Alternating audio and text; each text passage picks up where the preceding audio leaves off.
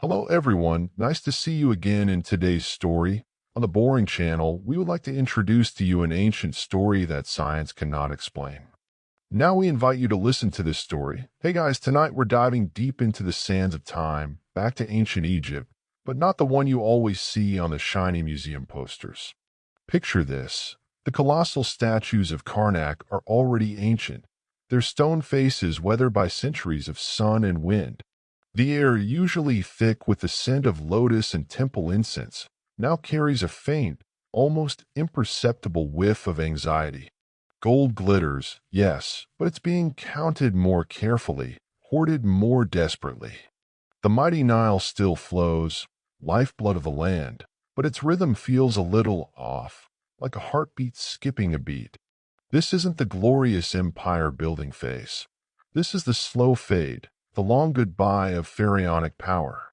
And trust me, with invading armies, internal rebellions, and the occasional drought-induced famine, you probably wouldn't survive this particular chapter of Egyptian history with your fancy sandals intact. It's a period where even the gods seem to be looking away. So before you get comfortable, take a moment to like the video and subscribe, but only if you genuinely enjoy what I do here. It really helps the channel and lets me know you're out there listening in the dark. And speaking of out there, I'd love to know where you're tuning in from and what time it is in your corner of the world. Drop a comment below. Now dim the lights, maybe turn on a fan for that soft background hum, and let's ease into tonight's journey together.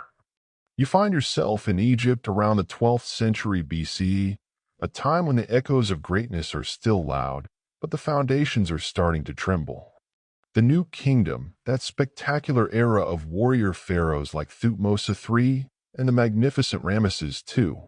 Ozymandias himself, King of Kings, had stretched Egypt's influence from the plains of Syria down into the heart of Nubia.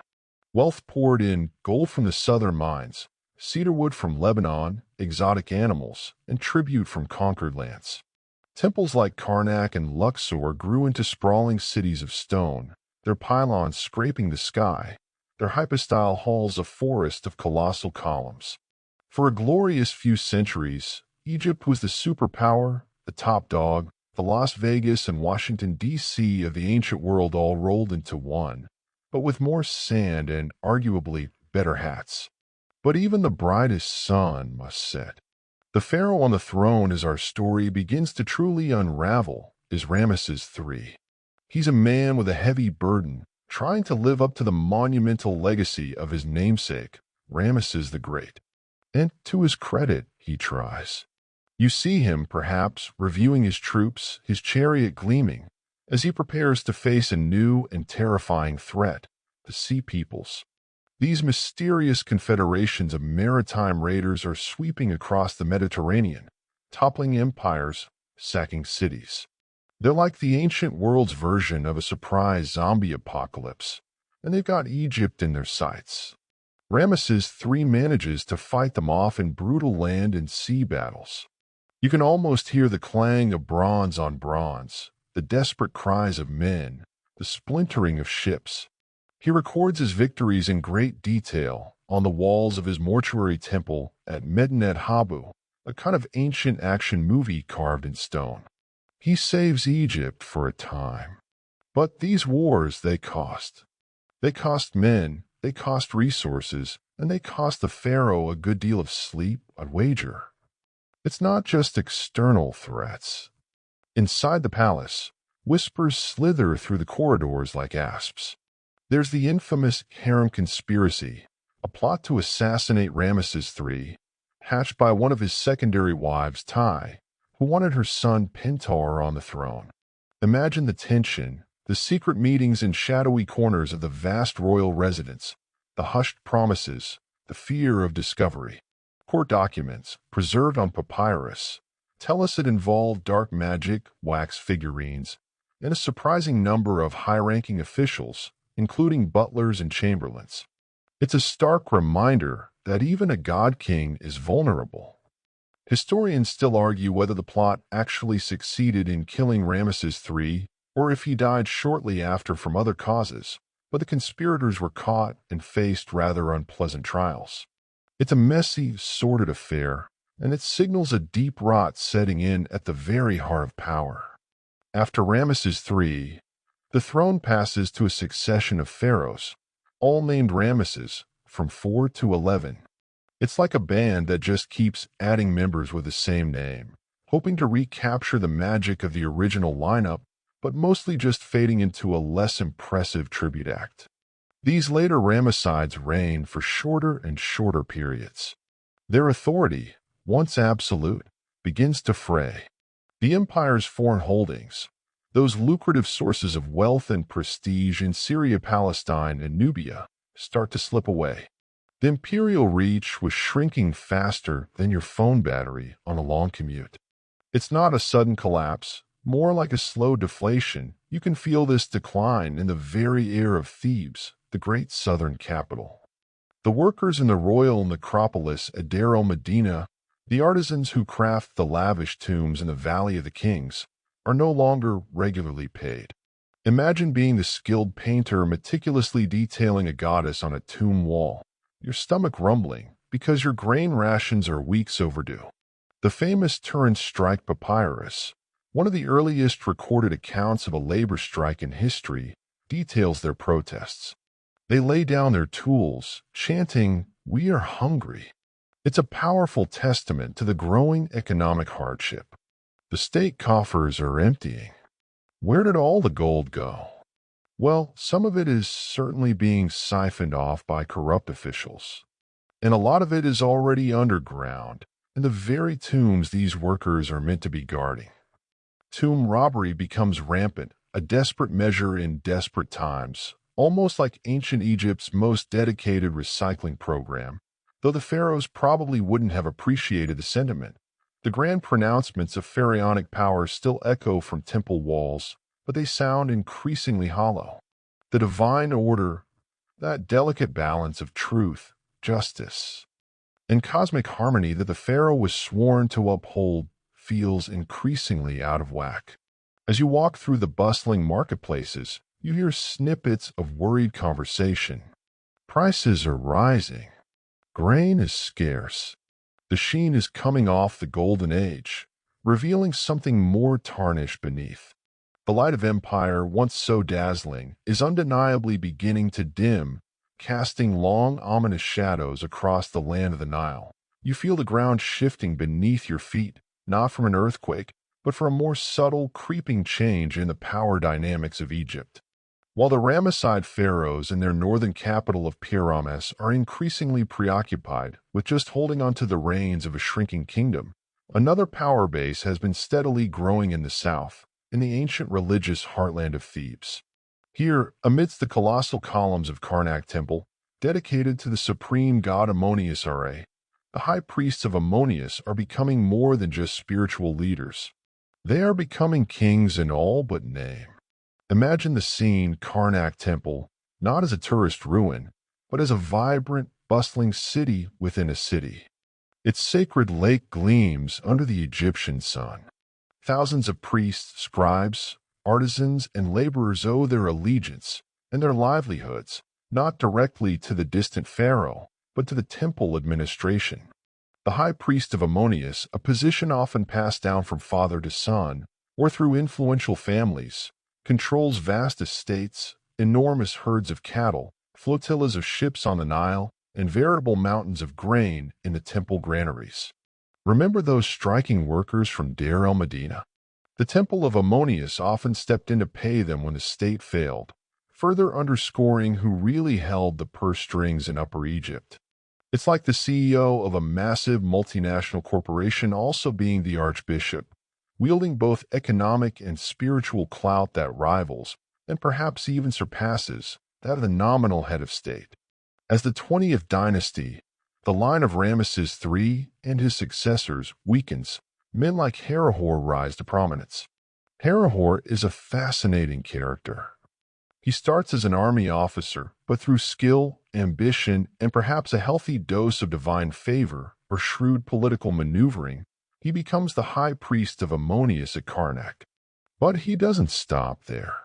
You see him adopting royal titles, writing his name in a cartouche, that oval frame reserved for pharaohs, and even being depicted in reliefs with the same stature and regalia as the pharaoh himself.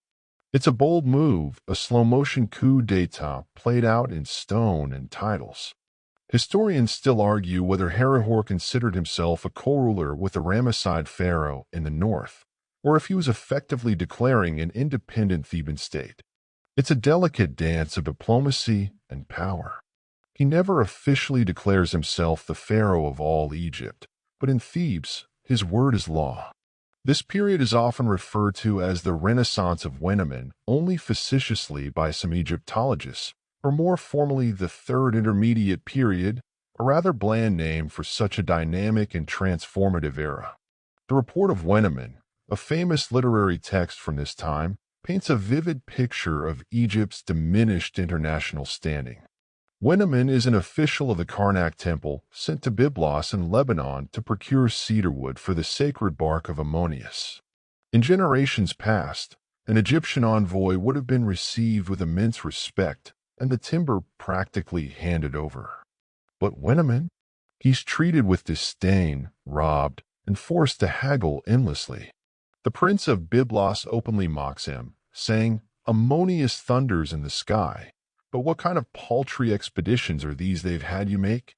It's a humiliating experience for Wenamun, and a clear sign that Egypt's prestige abroad has plummeted. No longer can the pharaoh, or even the powerful high priest, simply command. They have to negotiate, and often from a position of weakness, the division of the country becomes more formalized.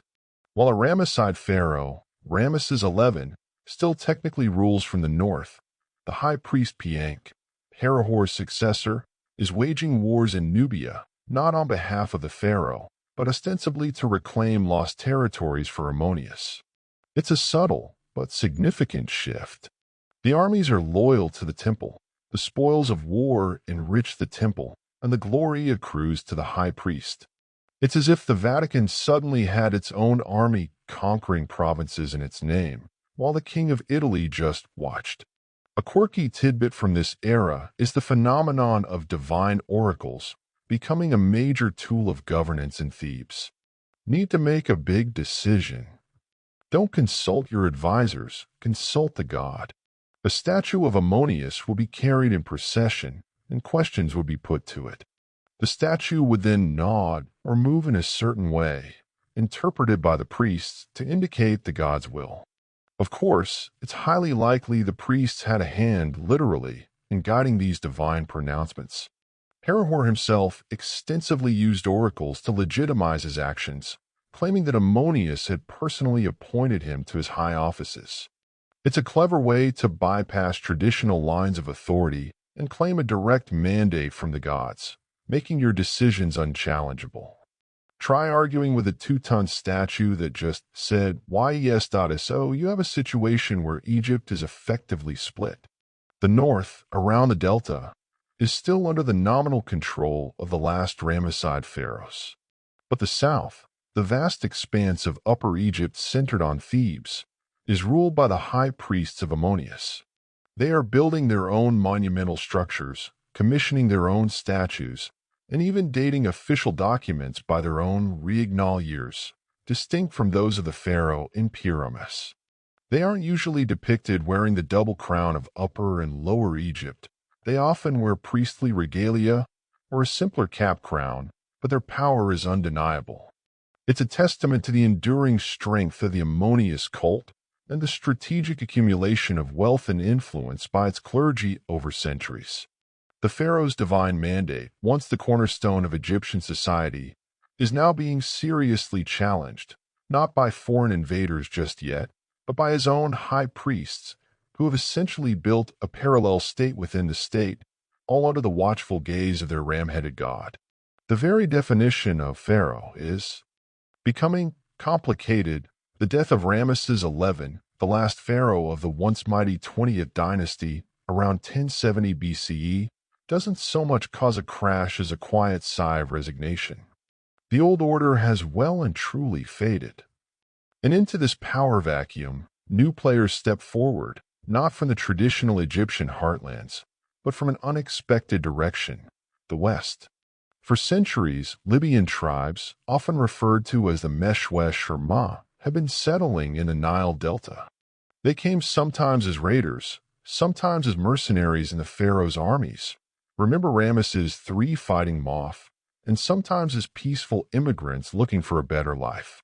Over generations, these Libyan communities have become increasingly Egyptianized, adopting Egyptian customs, gods, and language, yet retaining strong clan loyalties and their distinct cultural identity.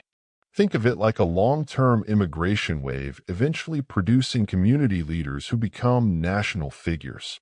Now, with the central authority of the pharaohs shattered and the country divided between the high priests in Thebes and a weakened northern administration, the leaders of these Libyan groups see their chance. One such chieftain, a man named Osorkon the Elder, actually becomes pharaoh in the north even before Ramesses XI dies, ruling from Tanis. This marks the beginning of the 22nd dynasty, often called the Libyan or Bubastite dynasty, because many of its rulers originated from the city of Bubastis in the eastern delta, a center of worship for the cat goddess Batet. You can almost picture the scene: rugged desert chieftains, perhaps still with a hint of their traditional cloaks and feathered attire, now sitting on the golden throne of Egypt, trying to master the complex rituals and bureaucracy of pharaonic rule. It must have been quite the adjustment, like a frontier sheriff suddenly becoming president. These new Libyan pharaohs, men like Shoshenkai, perhaps the biblical Shishak who plundered Jerusalem, a mainstream historical fact, are energetic and capable rulers, at least initially. Shoshenkai works to reunify the country, not by crushing Thebes, but by a shrewder policy. He appoints his own son as high priest of Ammonius. It's a classic move. If you can't beat him, kill him. This helps to bring the powerful southern priesthood back under a semblance of royal control, or at least aligns their interests more closely with the crown. Shoshenkai also embarks on ambitious building projects and military campaigns, including that famous foray into Palestine, attempting to restore some of Egypt's lost imperial prestige. He even records his victories on the Bubastite portal at Karnak, a clear statement that he, a Libyan, is a legitimate successor to the great conquering pharaohs of old. However, the Libyan way of doing things is a bit different. Their societal structure is based on strong clan allegiances and hereditary chiefdoms. So while the pharaoh reigns supreme in theory, real power is often distributed among various Libyan princes and chieftains who control different parts of the Delta and Middle Egypt. They establish their own local power bases, almost like feudal lords, sometimes even calling themselves kings. This leads to a complex, fragmented political landscape. It's less a unified kingdom and more a federation of semi-autonomous principalities, all nominally under one pharaoh. Imagine trying to get anything done when you have to get a dozen different local strongmen to agree. It's like herding cats, but the cats are heavily armed and have their own mini-kingdoms. A quirky tidbit from this era is the prevalence of what Egyptologists call genealogical piety. The Libyan elite were incredibly proud of their lineage, often tracing their ancestry back many generations to those early Meshwesh settlers. Their statues and inscriptions frequently feature long lists of ancestors, emphasizing their deep roots and hereditary right to rule. It was a way of legitimizing their foreign origins and asserting their place within the Egyptian hierarchy. Some of these genealogies are so long they make a royal wedding guest list look like a post-it note. Historians still argue whether these lengthy genealogies were entirely accurate or creatively embellished to enhance the status of the current ruler. It's a bit like those "Who Do You Think You Are" shows, but with much higher stakes and more hieroglyphs. Life for the average Egyptian under Libyan rule probably doesn't change dramatically overnight. The temples still function, the Nile still floods, mostly, and the rhythms of agricultural life continue.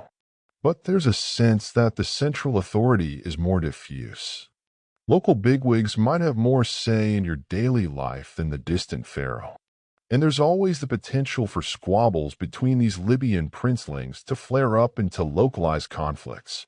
The grand monolithic state of the new kingdom is a fading memory. Instead, you have a more patchwork quilt of authority. The Libyan pharaohs also embrace Egyptian culture and religion with enthusiasm. They build temples, worship Egyptian gods, and present themselves in traditional pharaonic iconography. They are not trying to impose a foreign culture on Egypt. Rather, they are assimilating into it, while simultaneously bringing their own distinct political traditions to the fore.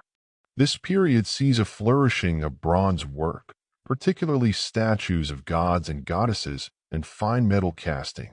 Perhaps their desert heritage gave them a particular affinity for metal? Who knows, but the craftsmanship is undeniable. However, the inherent fragmentation of the Libyan system eventually weakens it. By the later part of the 22nd dynasty, rival claimants to the throne emerge, leading to civil strife and the establishment of competing dynasties, like the 23rd dynasty, which rules concurrently in parts of the country. Egypt is once again deeply divided, not just between north and south, but into multiple smaller fiefdoms. It's a period of political musical chairs, with various Libyan commanders and local rulers vying for power and recognition. The once mighty unified voice of Egypt has devolved into a cacophony of competing claims, making the land vulnerable to even more ambitious powers looking in from beyond its borders. The Libyan experiment in ruling Egypt, while initially successful in reunifying the country, ultimately paves the way for further disarray. While the Libyan pharaohs are wrestling for control of a fragmented Egypt in the north, a formidable new power has been steadily consolidating to the south, in the lands beyond the first cataract of the Nile. This is Nubia or Kush, as its inhabitants call their kingdom. For centuries, Nubia had been both a vital trading partner and subject territory of Egypt. Egyptian pharaohs had exploited its rich gold mines, recruited its fierce warriors, and imposed Egyptian culture and administration. Temples to Egyptian gods dotted the Nubian landscape, and Nubian princes were often educated at the Egyptian court. But now the tables are about to turn in a most dramatic fashion. Remember how the high priests of Ammonius in Thebes had been asserting their independence? Well, the cult of Ammonius was also deeply entrenched in Nubia, particularly at the sacred mountain of Jebel Barkal, which the Egyptians themselves believed to be the southern home of Ammonius. As Egyptian control over Nubia waned during the decline of the New Kingdom, a powerful indigenous Kushite kingdom arose, with its capital first at Napata, near Jebel Barkal, and later further south at Meroe.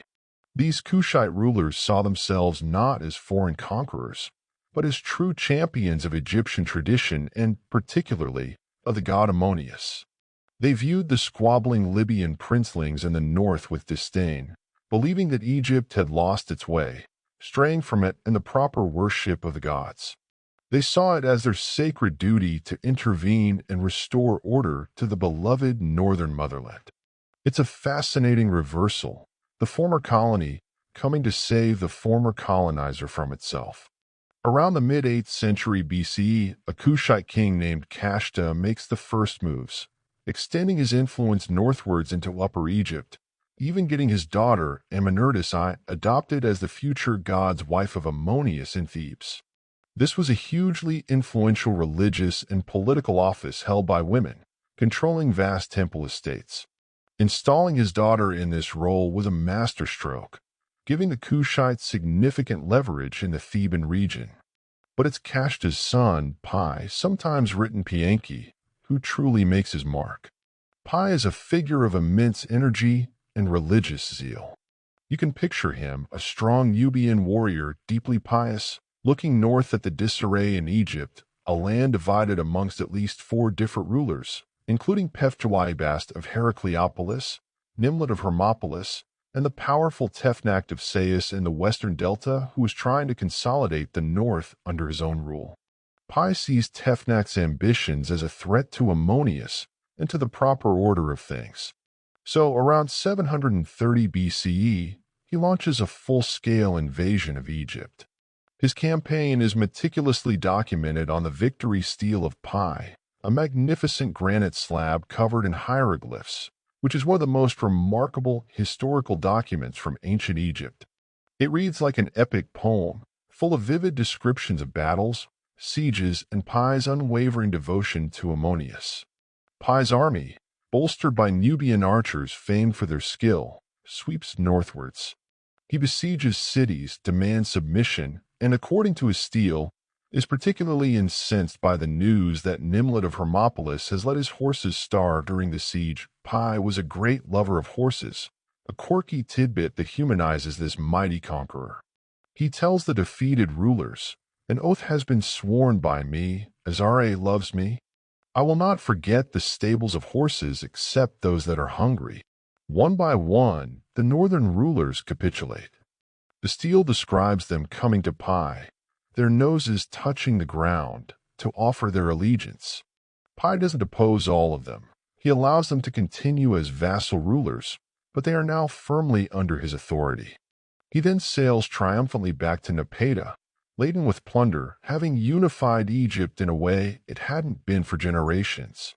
The Kushite pharaohs of this 25th dynasty, as it becomes known, are not simply imposing foreign rule.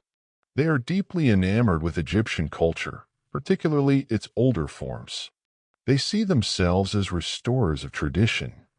They revive ancient religious texts, imitate Old and Middle Kingdom artistic styles, and promote a return to what they perceive as a purer form of Egyptian kingship. This period is often called a Kushite Renaissance. They build and restore temples throughout Egypt, from Karnak in the south to Tanis in the north.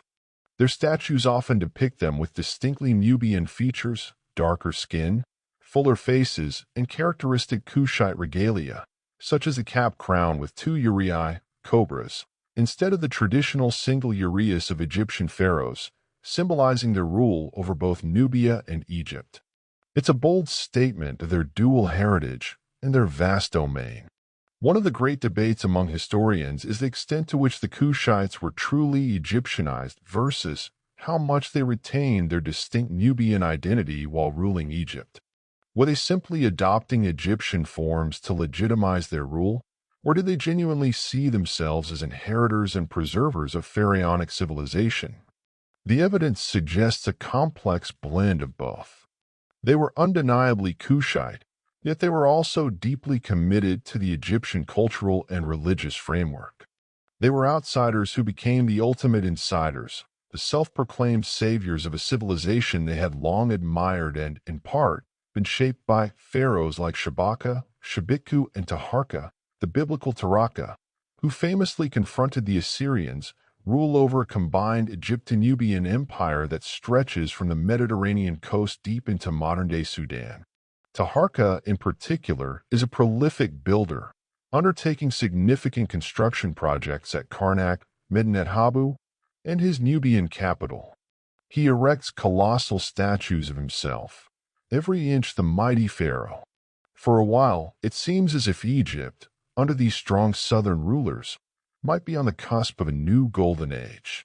They have brought a measure of unity, a revival of cultural pride, and a renewed sense of divine purpose. But as you look to the northeast, across the Sinai Desert, a new and far more ruthless storm is gathering, one that will test the strength of these Kushite restorers to their very limits. The age of bronze is giving way to the age of iron, and the masters of this new, harder metal are casting covetous eyes on the ancient. Riches of the Nile Valley, the rivers that had the waters round about it, whose rampart was the sea, and her wall was from the sea. Ethiopia and Egypt were her strength, and it was infinite. Yet was she carried away, she went into captivity. You can almost hear the hushed horror in those ancient words, the sheer disbelief that Thebes, the city of 100 gates, the sacred domain of Ammonius Ra, could fall so catastrophically. For centuries, Thebes had been inviolable, a spiritual fortress. Its desecration sends a shockwave through the entire Egyptian psyche. Imagine the smoke coiling into the sky, the cries of the dispossessed, the sight of Assyrian soldiers, their faces grim and bearded, hauling away statues of gods and goddesses, not as objects of reverence, but as mere bullion. It's like watching the Vatican being ransacked by a biker gang with a penchant for accounting, efficient, brutal, and utterly devastating. The Assyrians under Ashurbanipal are not just conquerors. They are masters of psychological warfare. Their inscriptions and palace reliefs boast in graphic detail about their victories, the flaying of rebellious kings, the pyramids of heads. They want you to know that resistance is futile and will be met with overwhelming, terrifying force. This isn't the almost gentlemanly rivalry you might have seen between earlier Bronze Age powers. This is total war, ancient style. The sheer scale of the loot taken from Thebes is staggering. Gold, silver, linen, precious stones, obelisks, horses, captives. Ashurbanipal's scribes meticulously cataloged it all, a testament to their bureaucratic efficiency even in the midst of plunder. This detailed record-keeping of their spoils is a quirky, if grim, tidbit. They didn't just pillage, they audited. Taharka dies in Nubia, a king driven from his northern realm. His successor, Tanudaman, makes one last valiant attempt to reclaim Egypt, even managing to briefly retake Memphis. But Ashurbanipal probably signed the ancient Mesopotamian equivalent of "not this again," send his armies back. Tanudaman is decisively defeated and retreats south, marking the effective end of the 25th dynasty's rule over Egypt proper. The Kushite pharaohs will continue to reign in Nubia for centuries, developing their own unique Meroitic culture, but their dream of a unified Egypto-Nubian empire, led from the south, is shattered by the iron fist of Assyria. Perhaps they briefly regretted their noble mission to save Egypt, only to find themselves facing a far more dangerous predator. The Assyrians, however, are stretched thin. Their empire is vast, and controlling distant Egypt directly is a logistical nightmare. It's a long way from Nineveh to the Nile, and rebellions are always simmering somewhere in their sprawling domains. So they rely on a system of vassal rulers, mostly local Egyptian princes in the Delta who had previously been subservient to the Kushites, or who were willing to switch allegiance quickly. Ashurbanipal reappoints these local dynasts, binding them with oaths of loyalty and demanding heavy tribute. It's a pragmatic solution. Let the locals manage the day-to-day headaches, as long as the resources keep flowing to the Assyrian heartland. You see these Delta princes, men like Necho of Sais and his son, Psamtik or Psammetichus, walking a tightrope. They owe their positions to Assyrian might, yet they are still Egyptians, with their own ambitions and a populace that likely resents foreign domination, even if it's administered by familiar faces. They pay their tribute, they keep the peace, mostly, and they wait.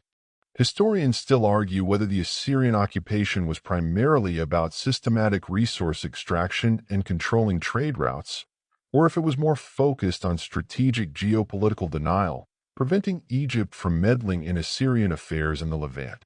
It was likely a bit of both, a multifaceted approach to imperial control. The presence of Assyrian garrisons in key cities like Memphis serves as a constant reminder of who is ultimately in charge. But Egypt is a large and populous land, and its ancient traditions are deeply ingrained. Even under Assyrian overlordship, Egyptian culture continues. Priests still serve the gods, though perhaps with a little less gold than before. Thanks to Ashurbanipal's extensive withdrawal, scribes still copy ancient texts, and life along the Nile goes on, albeit under a darker shadow. The gods themselves must have seemed to be taking an extended holiday, or perhaps just averting their gaze from the humiliation of their beloved land. This period of Assyrian domination is relatively short-lived in terms of direct, overwhelming presence, but its impact is profound. It has decisively broken the Kushite hold on Egypt and fundamentally altered the political landscape of the Delta. It's a harsh lesson in the new realities of Iron Age warfare and imperial ambition. The Assyrians have demonstrated Egypt's vulnerability in a way no previous conqueror had. Yet, in the very system the Assyrians establish, relying on local Egyptian princes, lie the seeds of Egypt's next resurgence. These Delta lords, particularly those from the city of Sais, are learning, adapting, and biding their time. One of them, Psamtik, is watching the Assyrians closely, perhaps noting their strengths, and more importantly, their weaknesses, as the great Mesopotamian Empire begins to show the first signs of its own eventual overreach and decline. The storm from the east has been brutal, but as it begins to recede, new shoots of native power will find the space to grow. As the Assyrian storm begins to lose some of its fury, with Ashurbanipal increasingly preoccupied by troubles closer to home, rebellions in Babylonia, threats from the Elamites, and the general strain of managing a vast and restive empire, a window of opportunity opens for the local Egyptian rulers he had installed. And no one is better poised to seize this moment than Psamtik I of Sais. Sais, a city in the western delta, had been growing in prominence, and its rulers, like Psamtik's father Necho I, who died fighting for his Assyrian overlords against the Kushites, had learned the hard lessons of survival in a world of superpowers. You see Psamtik, a shrewd and patient politician, carefully maneuvering in the complex power dynamics of the mid-7th century BCE.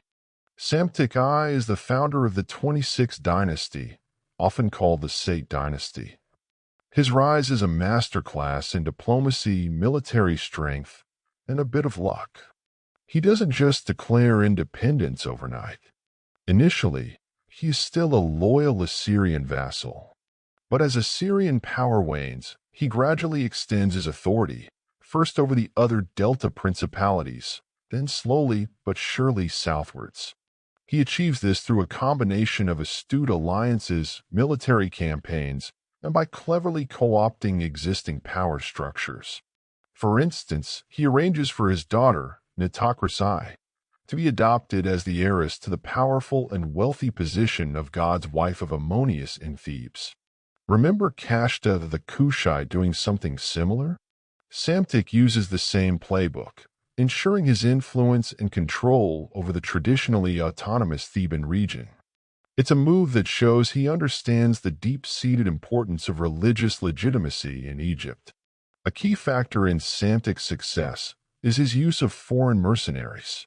He hires Carian and Ionian Greek soldiers, hardy adventurers, and skilled hoplites from Asia Minor and the Aegean Islands.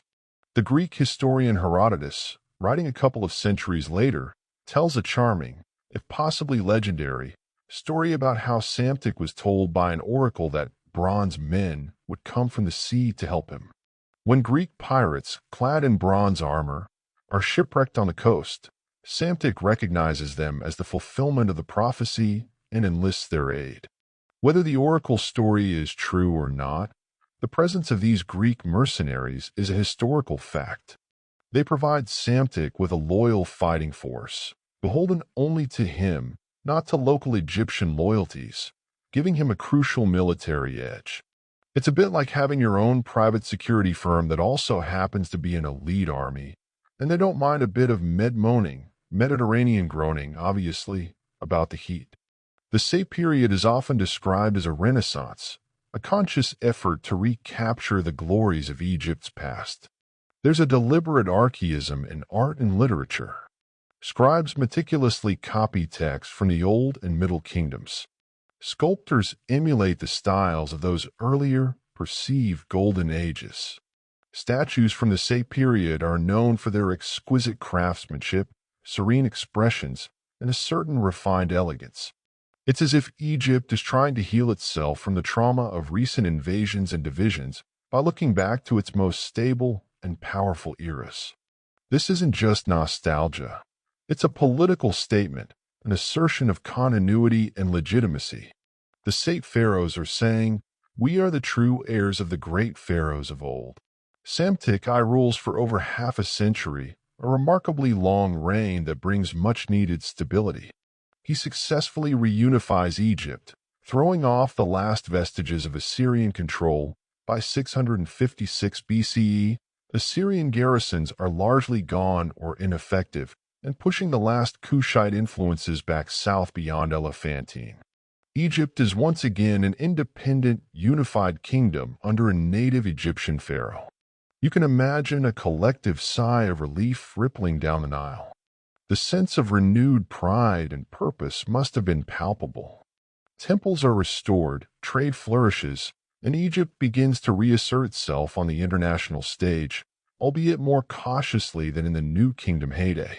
One of the quirky, or at least intriguing stories about Psamtik, also from Herodotus, concerns his attempt to discover the oldest language in the world. According to the tale, Psamtik took two newborn infants and gave them to a shepherd to raise, with strict instructions that no one should speak a word in their presence. He wanted to see what language they would naturally utter first, believing this would be the primordial tongue of humanity. After 2 years, the children reportedly cried out bakos, which turned out to be the Phrygian word for bread. Psamtik, therefore, concluded that the Phrygians were an older race than the Egyptians. Historians still argue whether this experiment actually took place or if it's just a charming anecdote, but it reflects a certain intellectual curiosity and perhaps a desire to understand Egypt's place in the wider world, even if it meant admitting someone else might be older. It's ancient Egypt's first and possibly least ethical linguistic study. The Sate Pharaohs, like Necho II, Psamtik's son, continue this policy of revival and cautious engagement with the world. Necho II is an ambitious ruler.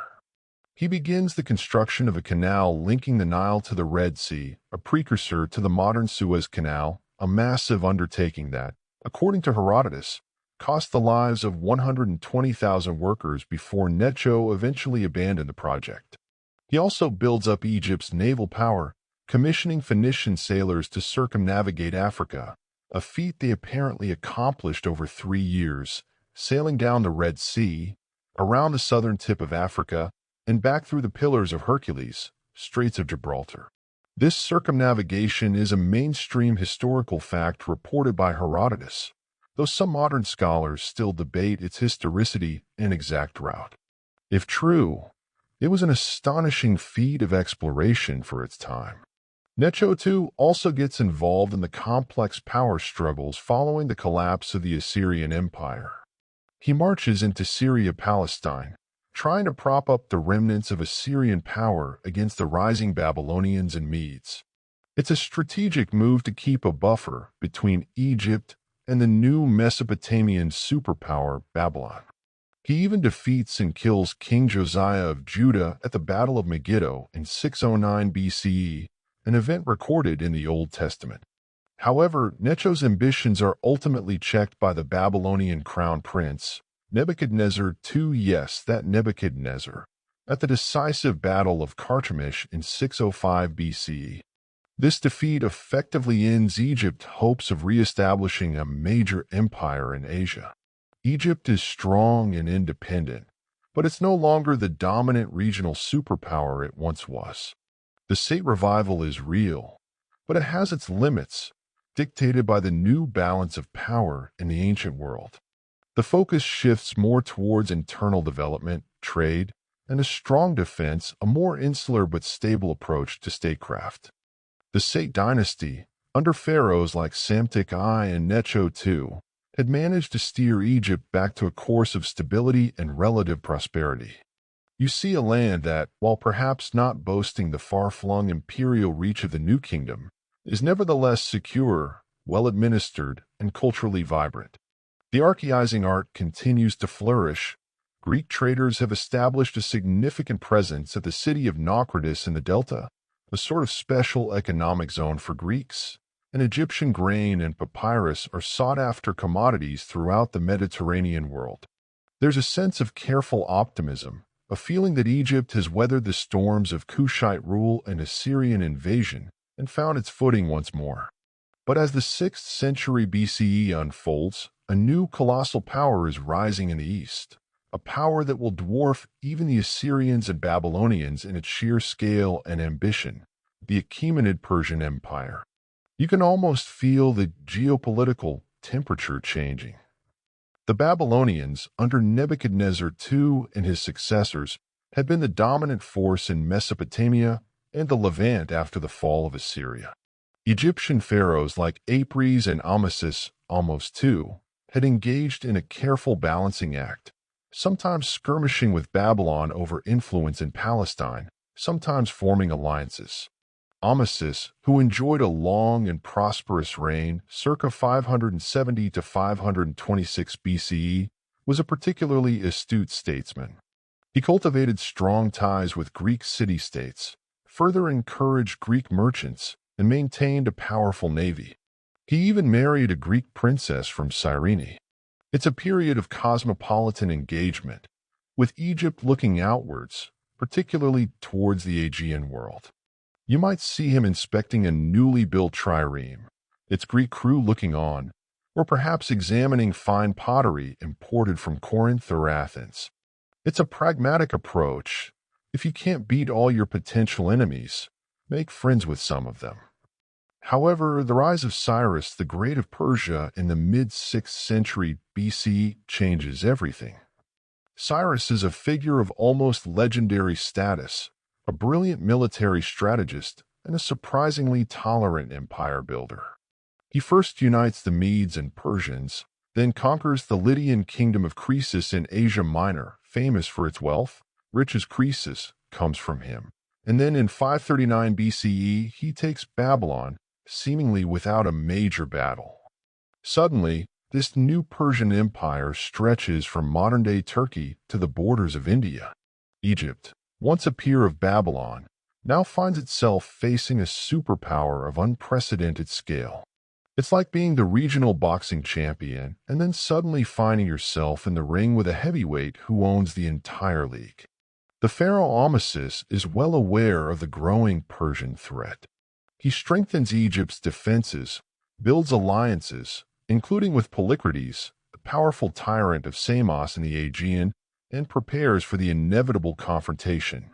There's a nervous energy in the Egyptian court, a sense that despite all their preparations, they are facing an existential challenge. You can imagine the scribes frantically copying down intelligence reports about Persian troop movements, the generals reviewing strategic choke points like Pelusium in the eastern delta, the priests making extra offerings to the gods for protection. A quirky tidbit from this era concerns the perceived invincibility, or at least immense power, of the Persians. Herodotus tells stories that highlight their unstoppable advance. One such tale, though related to a later Persian king, Cambyses II, Cyrus's son, illustrates the psychological impact. When Cambyses is preparing to invade Egypt, it's said that an Egyptian advisor, fans of Halicarnassus, a disgruntled Greek mercenary commander formerly in Egyptian service, defects to the Persian side and provides Cambyses with crucial intelligence on how to cross the Sinai Desert by making a pact with the local Arab king to provide waterskins carried by camels. This betrayal underscores the internal vulnerabilities and the international nature of warfare at the time. Historians still argue about the exact details and reliability of Herodotus's accounts of fans, but the core idea of intelligence and logistics being key to the Persian invasion is undoubtedly true. Cyrus the Great himself never invades Egypt. He dies before he gets the chance. The task falls to his son and successor, Cambyses II. Amasis, the long-reigning and wily pharaoh, also dies in 526 BCE, just months before the Persian invasion. It's incredibly unfortunate timing for Egypt. His son, Psamtik III, inherits the throne at the worst possible moment, facing the full might of the Persian war machine with little time to settle into his rule. It's like being handed the keys to a magnificent chariot just as it's about to go over a cliff. In 525 BCE, Cambyses II launches his invasion. The decisive battle takes place at Pelusium, a heavily fortified city on Egypt's eastern frontier. Herodotus provides a famous, though possibly apocryphal, account of how Cambyses won the battle. Knowing the Egyptians revered cats associated with the goddess Batet, he supposedly had his soldiers carry cats and other sacred animals before them into battle. The Egyptian soldiers, unwilling to harm these sacred creatures, hesitated or broke ranks, allowing the Persians to achieve victory. This is the well-known story, often repeated as a mainstream historical fact, Though many modern historians are skeptical, viewing it as a piece of Greek folklore or anti-Persian propaganda designed to make the Egyptians look foolish or the Persians deviously clever. True or not, it captures the sense of a culture clash and the desperation of the moment. Whatever the exact tactics, the Persians, with their vast, multi-ethnic army and superior numbers, crushed the Egyptian forces. Psamtik III is defeated and retreats to Memphis. Cambyses besieges and captures the ancient capital. The fall of Memphis effectively signals the end of Egyptian independence. Psamtik III is taken captive. Initially, Cambyses treats him with a degree of leniency, but when Psamtik III is later implicated in a revolt, he is forced to commit suicide by drinking bull's blood, a traditional, though rather gruesome, method of execution in some ancient accounts. Egypt, the land of the Pharaohs, the ancient civilization that had endured for millennia, is now a satrapy, a province, of the Achaemenid Persian Empire. Cambyses II becomes the new ruler, taking on pharaonic titles and, at least officially, presenting himself as a legitimate successor to the Egyptian kings. He forms the 27th dynasty. However, his reign in Egypt is portrayed very negatively by Herodotus and later Egyptian sources, depicting him as a mad, cruel tyrant who desecrated temples and mocked Egyptian religious customs. For example, Herodotus claims Cambyses stabbed the sacred Apis bull. Modern scholarship suggests this portrayal is likely exaggerated, part of a propaganda effort by later Egyptian nationalists and by Greeks who were traditional rivals of the Persians. Contemporary Egyptian evidence, like the statue of Ujahorisnet, an Egyptian official who served Cambyses, suggests Cambyses initially tried to rule in a more conventional pharaonic manner. The truth, as always, is probably somewhere in between. But for the Egyptian people, seeing a foreign king on the throne, a representative of a vast and distant empire, marks a profound and deeply unsettling shift. The cloud that had been gathering on the horizon has now broken, and the Persian storm has well and truly arrived. The Persian conquest of 525 BCE under Cambyses II is a watershed moment. You find yourself in an Egypt that is no longer mistress of her own destiny. The ancient land of Kemet is now Madraya, a satrapy within the sprawling Achaemenid Empire, an empire that stretches from the Indus Valley to the Aegean Sea, from the Caucasus Mountains to Nubia.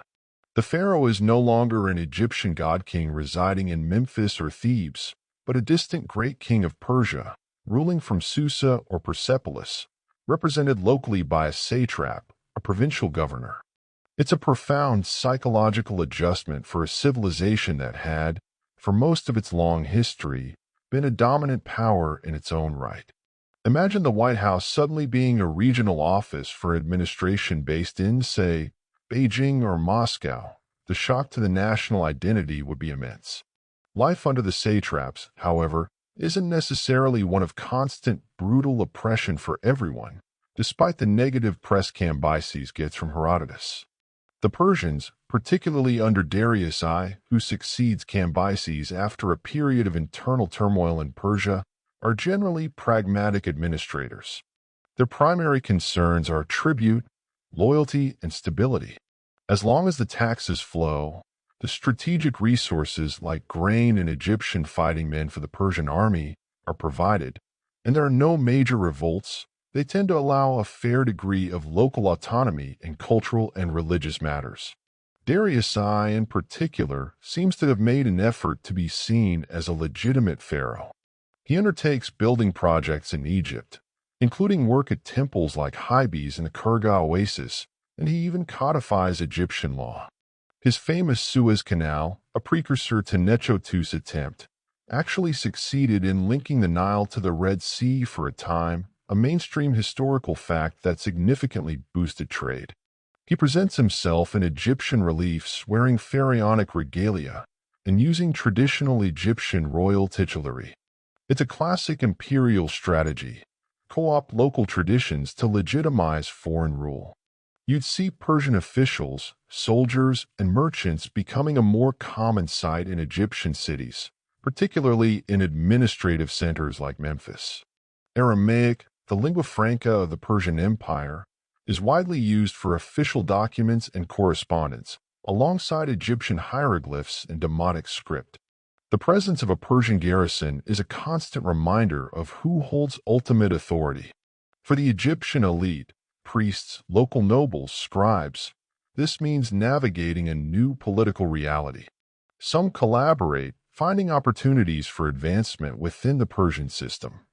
Men like Ajahorisnit, whom we met briefly, served Cambyses and Darius, using their positions to protect Egyptian institutions and traditions as best they could, acting as cultural intermediaries. Others undoubtedly resent the foreign yoke and dream of a return to native rule. A quirky tidbit from this period is the Petition of Patiz, a lengthy Demotic papyrus that details a legal case spanning decades, starting before the Persian conquest and continuing well into it. It concerns a family of temple priests in Tuzoi el-Hiba and their generations-long struggle to reclaim property and rights usurped by another priestly family. What's fascinating is that it shows the Egyptian legal system continuing to function, with all its complexities and frustrations, even under Persian rule.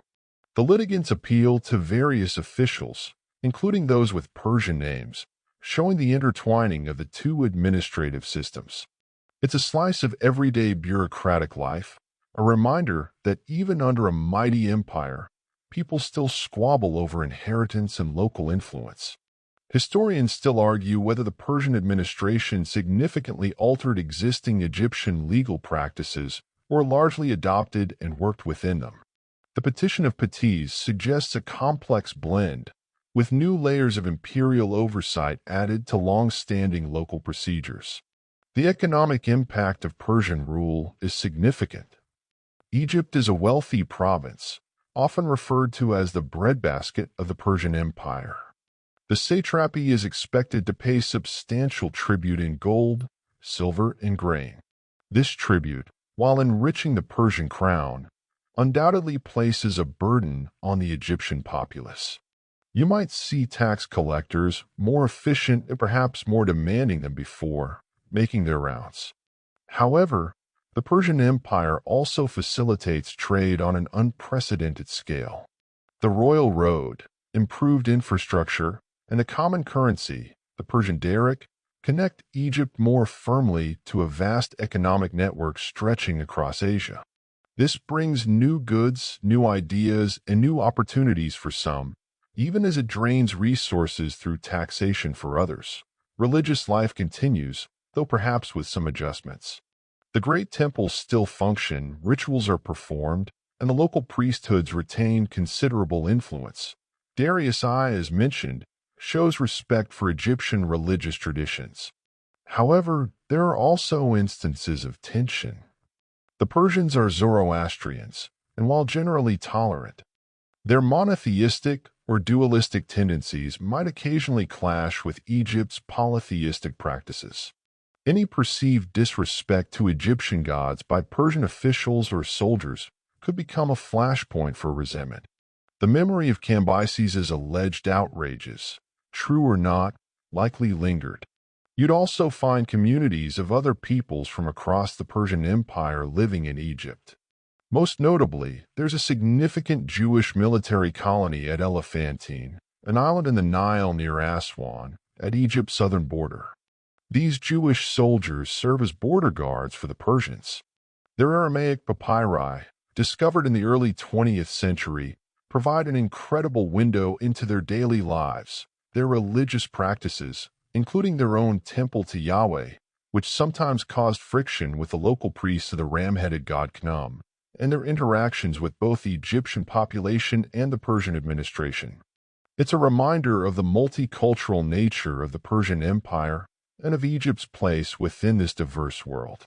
Despite the relative stability that Persian rule sometimes brings, especially under Darius I, the desire for independence never truly dies. The memory of native pharaohs and a self-governed Egypt is too strong. The burden of tribute, the presence of foreign troops, and the occasional insensitivity of foreign officials all contribute to a simmering discontent. For now, the Persian grip is too strong to shake. But you can sense, in the whispered conversations in the marketplaces, in the coded language of temple hymns, that Egypt is waiting, biding its time, hoping for an opportunity to reclaim its ancient sovereignty. The Nile flows on, a constant in a changing world, and the spirit of Kemet, though under a Persian cloud, endures, dreaming of a new dawn. The Persian yoke, even under relatively enlightened rulers like Darius I, never sits entirely comfortably on Egyptian shoulders. The memory of millennia of self-rule, the divine authority of their own pharaohs, and the sheer pride of an ancient civilization are powerful forces. So as you move through the 5th century BCE and into the 4th, you begin to witness Egypt's simmering discontent periodically boil over into open revolt. These aren't just minor skirmishes. They are serious attempts to throw off Persian control and restore native Egyptian rule. These rebellions are often opportunistic, timed to coincide with periods of Persian weakness, such as succession struggles within the Achaemenid Empire or when the great king is preoccupied with wars elsewhere, particularly against the pesky Greeks.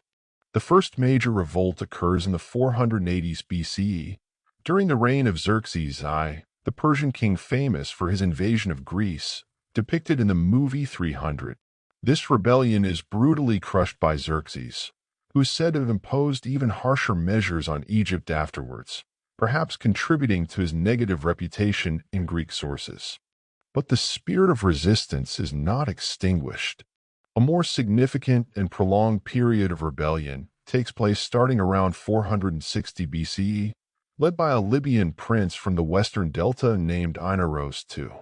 This Inaros claims descent from the Sate royal family, giving him a veneer of legitimacy. He manages to gain control of much of the delta and, crucially, secures an alliance with Athens. Yes, that Athens, the burgeoning naval power and rival of Persia. The Athenians, seeing an opportunity to weaken their Persian adversaries and perhaps gain access to Egyptian grain, sent a fleet and an army to support Inaros. This is a mainstream historical fact of considerable importance, showing the interconnectedness of Mediterranean power politics. For a time, it looks like Inaros might succeed. With Athenian help, he defeats the Persian forces in Egypt, kills the satrap Achaemenes, Xerxes' brother, and even captures most of Memphis. You can imagine the elation, the sense that liberation is at hand. Egyptian hopes are soaring. However, the Persians are not easily defeated. Artaxerxes I, the new great king, sends a massive army under the general Megabyzus. After a long and difficult campaign, the Persians eventually trapped the Athenian fleet in the delta and crushed the rebellion around 454 BCE. Inaros is captured and crucified. The Athenian expeditionary force is annihilated. It's a devastating blow to both the Egyptian rebels and their Greek allies. The Persians reassert their control, but the episode demonstrates how vulnerable their hold on Egypt could be, especially with foreign intervention. Despite this setback, the dream of freedom persists. Later in the 5th century, around 404 BCE, another major revolt erupts, this time led by a man named Amyrtius of Sais. He is the sole king of the 28th dynasty, a dynasty of one, and he manages to successfully expel the Persians from Egypt, at least for a while. This rebellion coincides with a period of internal weakness in Persia following the death of Darius II. Amyrtius rules for about 6 years, a brief but glorious interlude of independence. Historians still argue about the extent of Amyrtius's control over all of Egypt. His power base was likely strongest in the delta, but he is recognized as a pharaoh. It's like a single bright spark in the darkness of foreign domination. This successful, albeit temporary, liberation paves the way for 2 more native Egyptian dynasties, the 29th and 30th. These dynasties managed to maintain Egyptian independence for about 60 years, from roughly 404 BCE to 343 BCE. This is a period of remarkable resilience. Pharaohs like Haker, Achoris, and Nectanebo I Nakhtnbeth, of the 30th dynasty are energetic rulers. They engage in extensive building programs, restoring temples and monuments in a style that consciously emulates the Sate Renaissance and earlier Golden Ages. They also pursue active foreign policies, forming alliances with Greek states like Sparta and Athens, and hiring Greek mercenaries to bolster their armies. You see them constantly preparing for the inevitable Persian attempts to reconquer Egypt. It's a high-stakes game of diplomacy and military preparedness. The phrase, "the eternal vigilance is the price of liberty," could have been coined for these last native pharaohs. A quirky tidbit from this era of independence concerns the dream stele of Nectanebo. This inscription recounts a dream in which the god Thoth appears to the pharaoh, warning him that the temple offerings are insufficient and that if he doesn't rectify this, there will be negative consequences, like a very low Nile flood. Nectanebo, of course, promptly increases the offerings and undertakes restoration work. It's a fascinating example of how pharaohs use divine communication, or at least the claim of it, to legitimize their actions, encourage piety, and perhaps even justify increased taxation or resource allocation for temple projects. It's a bit like a divine audit, but with slightly more dramatic pronouncements. These last native pharaohs fight valiantly to preserve Egypt's hard-won freedom. Nectanebo I, for instance, successfully repels a massive Persian invasion force led by the satrap Pharnabazus in the 370s BCE.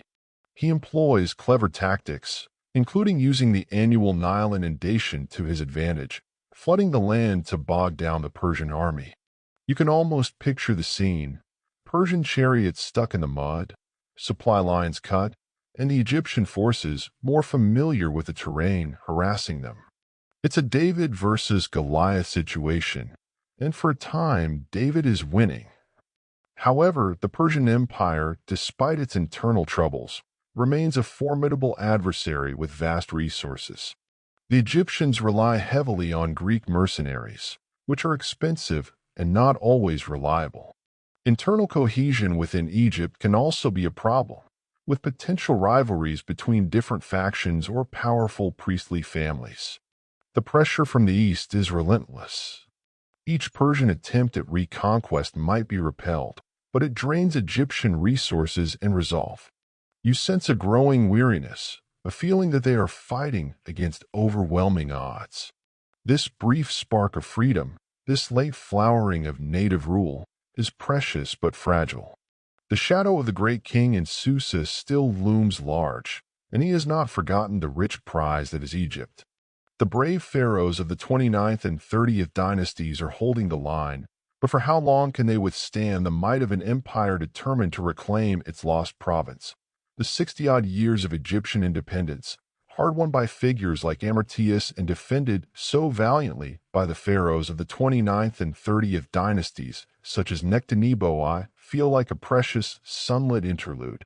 You've seen the flurry of temple building, the revival of ancient artistic styles, the hiring of Greek hoplites disembarking at delta ports, their bronze armor glinting under the Egyptian sun. There's a palpable sense of renewed Egyptian identity, a determination to stand firm against the colossal Persian Empire. But the Achaemenid great kings have long memories and an even longer reach. Egypt is too wealthy, too strategically important to be allowed to remain independent indefinitely. The Persian bear, having been poked once too often, is about to strike back with decisive force. The pharaoh on the throne during this critical period is Nectanebo II, Naktorheb, the last native Egyptian to rule Egypt in antiquity. He came to power around 360 BCE, deposing his predecessor with the help of the aging Spartan king Agesilaus and his contingent of Greek mercenaries, a rather messy internal affair that perhaps hints at some underlying instability. Nectanebo II is an active builder, continuing the tradition of his dynasty, and he makes efforts to strengthen Egypt's defenses. You might see him consulting with his generals, Greek and Egyptian, poring over maps of the eastern delta, planning fortifications, acutely aware of the looming threat from the east. He knows the Persians are coming. It's not a matter of if, but when. The Persian king at this time is Artaxerxes III Achus, a particularly ruthless and determined ruler. He had faced numerous rebellions across his vast empire and had dealt with them harshly. He's not inclined to let Egypt, the jewel of the Nile, remain outside his grasp. After consolidating his power and quelling other revolts, Artaxerxes III turns his full attention to the reconquest of Egypt. His first attempt, around 351 BCE, is actually repulsed by Nectanebo II. This victory must have sent a wave of jubilation through Egypt. Once again, they had defied the might of Persia.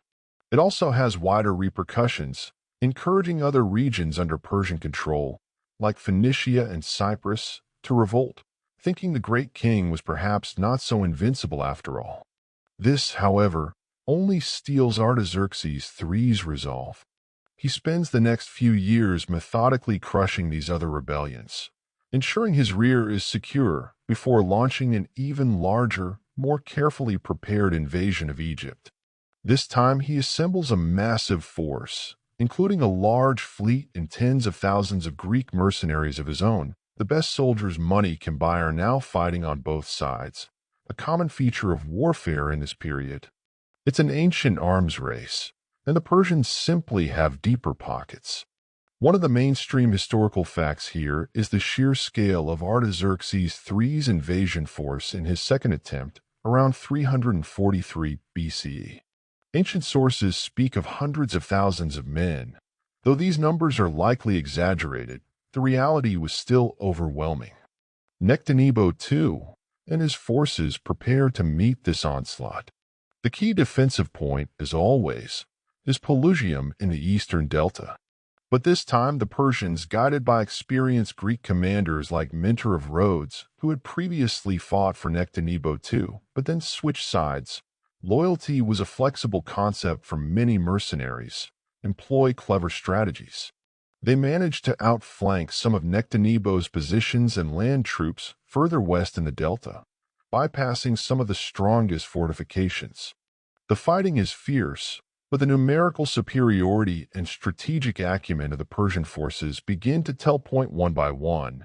Egyptian strongholds fall. Nectanebo II, facing the collapse of his defenses and perhaps betrayal from some of his own commanders or unreliable mercenary captains, makes a fateful decision. Instead of fighting to the last man in Memphis, he gathers his treasure and flees south, up the Nile, eventually disappearing into Nubia. His fate remains a mystery. Some legends say he lived on in exile. Others even fantastically claim he magically traveled to Macedon and became the father of Alexander the Great. A purely folkloric tale, but one that shows how his memory lingered. Historians still argue whether Nectanebo II's flight was an act of cowardice or a pragmatic decision to preserve himself, perhaps hope for a future restoration, realizing the immediate military situation was hopeless. Whatever his motives, his departure signals the end of the 30th dynasty and the end of this period of native Egyptian independence. The Persians re-enter Egypt not as tentative occupiers, but as vengeful conquerors. Artaxerxes III is said to have acted with great brutality. He plunders temples, punishes cities that resisted, and installs a new, harsh regime. There's a story, likely exaggerated by anti-Persian sources but reflecting the perceived cruelty, that Artaxerxes III, in a mocking reference to the Egyptian reverence for sacred animals, slaughters the Apis bull and has it served at a banquet for his followers, or that he had donkeys installed in the temples. A quirky, though grim, tidbit is that the walls of important cities were raised to prevent future rebellions. It's a clear message. Egypt is to be thoroughly subjugated this time. No more Mr. Nice satrap, at least not initially. This period, from 343 BCE until the arrival of Alexander the Great about a decade later, is sometimes referred to as the Second Persian period. It is marked by harsh governance and heavy taxation. The joy and optimism of the independent 30th dynasty are replaced by a grim resignation. You can imagine the atmosphere in Thebes or Memphis.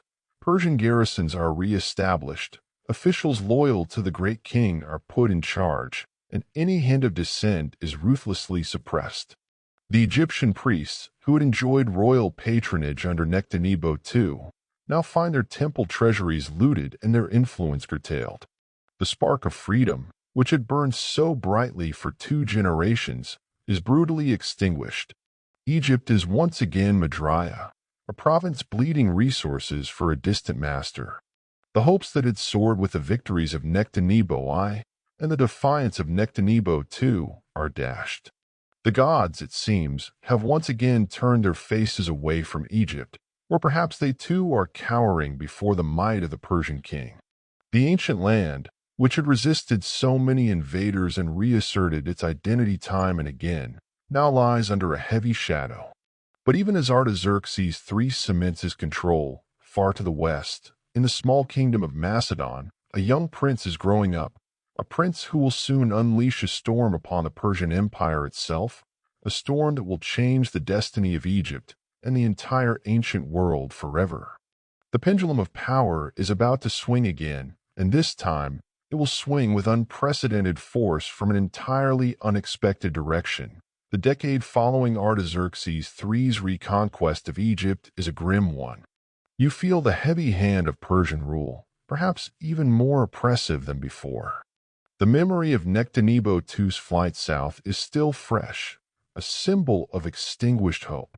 Temples, once centers of national pride and bustling with construction under the last native pharaohs, are now subdued, their resources depleted, their priests wary. The Persian satrap and his administration are firmly in control, ensuring that Egypt's wealth flows efficiently towards the heart of the Achaemenid Empire. There seems to be little prospect of another native uprising succeeding against such overwhelming and recently reasserted power. The spirit of resistance, while perhaps not entirely dead, is deeply buried.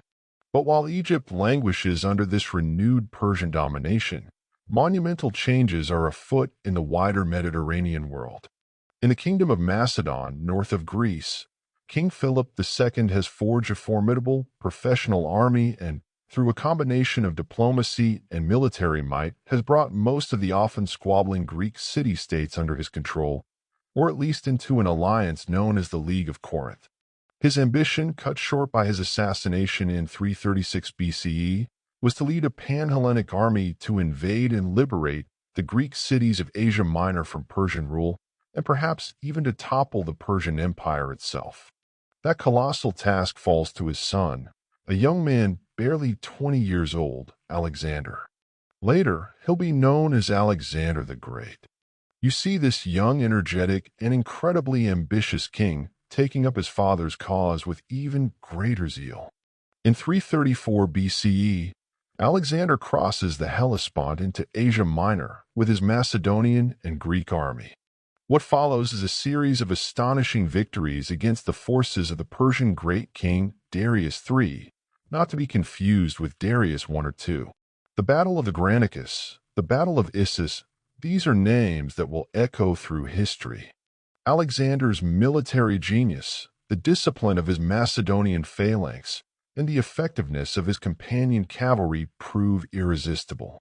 He sweeps down the Levantine coast, capturing Phoenician cities and neutralizing the Persian fleet. By late 332 BCE, after a difficult siege of Tyre and Gaza, Alexander stands at the borders of Egypt. For the Egyptians, the news of Alexander's victories must have been filtering through, perhaps initially as rumor, then as astonishing fact.